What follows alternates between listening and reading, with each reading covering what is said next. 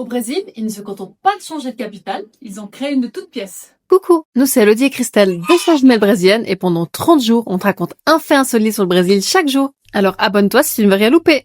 Et oui, le Brésil a connu 3 capitales, Salvador, Rio de Janeiro et Brasilia. Mais alors pourquoi Rio de Janeiro n'est plus la capitale du Brésil? En 1956, le président Juscelino Kubitschek, figure charismatique et visionnaire de l'histoire brésilienne, croyait fermement que le Brésil devait se doter d'une nouvelle capitale. Il voulait décentraliser le pouvoir qui était alors concentré sur la côte dans des villes comme Rio de Janeiro ou São Paulo.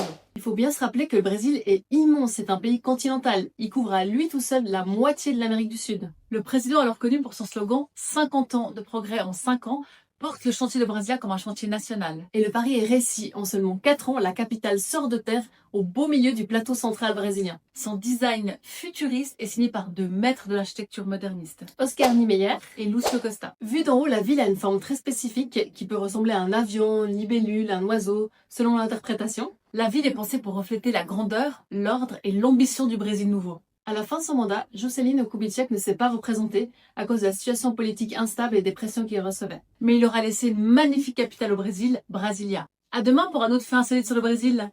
Bisous!